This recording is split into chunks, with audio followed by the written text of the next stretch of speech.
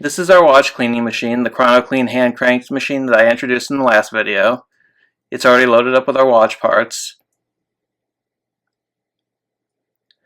This is our cleaning solution, L&R Extra Fine Watch Cleaning Solution.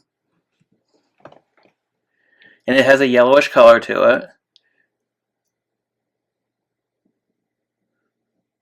Our rinsing solution is also from L&R. It's number 3 watch rinsing solution. And we have 2 jars of it. The reason being that we're going to run it through one jar and then we're going to give it a second bath in the rinsing solution to make sure that all the cleaner is removed. I removed the empty jar from the watch cleaning machine and put the machine into the jar with the watch cleaning solution in it, so we're ready to get started. I'm going to give it 5 minutes in the watch cleaning solution, cranking the entire time. Every 1 minute I'm going to reverse the cranking direction so that part of the time it's being cranked forward, part of the time it's being cranked backwards. We're nearing the end of the time for the watch cleaning solution, so now it's going to be time to change to the next solution. Before the watch parts go into the next chemical, we're going to put the machine into this empty jar first. Okay, we've got it out of the cleaner, and the cleaner's got its lid back on it. We're going to tighten the ChronoClean down onto the empty jar, and the purpose of this is to help get the excess cleaner out of the wire baskets and such to hold the parts before we put it into the next solution.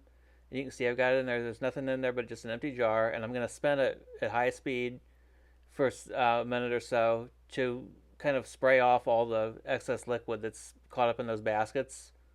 And you can see it splashing up against the sides of the empty jar now. Now once we're finished with this, then we'll put it into the next chemical. Now we're ready for our second chemical, which would be the first rinse jar. Alright, we've got it into the rinse jar, and I'm tightening down the lid of the machine on it now. We crank the rinse just like we did with the watch cleaning solution. This time we're doing it for 3 minutes, and I'm reversing direction on it every minute just like I did on the previous solution. Now that we're done with the first rinse, we have a second jar of the rinse solution. Exact same solution we used in the first one. And the purpose of this is to make sure that every trace of the watch cleaning solution has been removed from the watch parts, because that solution is destructive to the lubricants that we're going to use. So any of it that remains will damage any of the oils and greases we put in the watch when we reassemble it, and it's important that all that residue be gone. So you can see I'm lifting out the basket out of the first one. I'm letting the excess drain off. Once that's done, then I'll drop it into the next one and screw it on.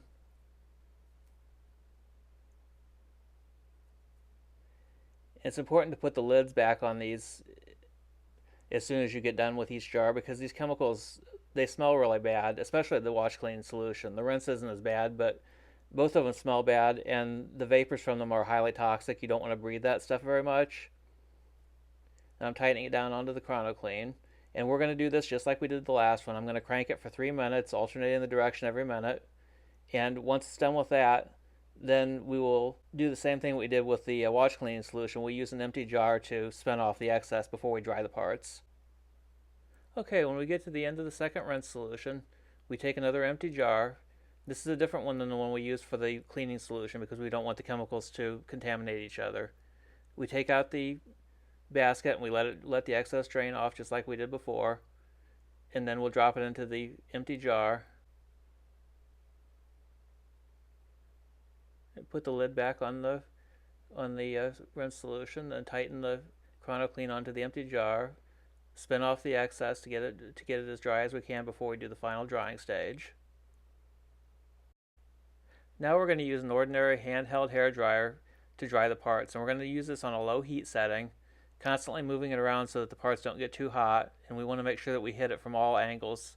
That way all the parts get dry equally. I'll blow some of it from the bottom, some of it from each side, all the way around it, and keep doing that until everything is dry.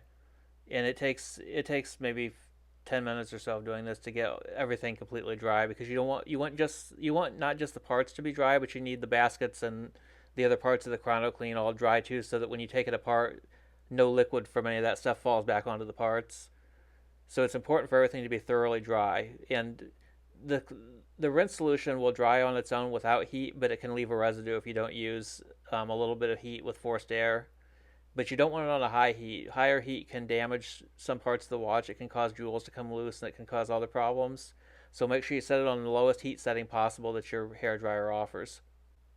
Next, we take all the parts out of the baskets and lay them onto sheets of watchmaker's paper, which is like a sort of a tissue paper that's made to be very lint free for watchmakers to use. And the reason I'm putting it out here on the watchmaker's paper is I want to make sure everything is thoroughly dry. If there's anything that's wet, any moisture will come off onto the watchmaker's paper and you'll be able to see it. And I want to do that before we put it back into the storage tray that I have. Once I know that all the parts are dry, then I can pick them back up and put them into their spots in the storage tray. And I'm putting back into the same compartments I took them out of. Everything is organized according to what part of the movement that it came out of. That way it'll be easy for me to find the parts I need when I start reassembling everything. The next thing we're going to do, which is going to be in the next video, is called pegging the jewel holes, and that's an important part of cleaning the watch movement as well.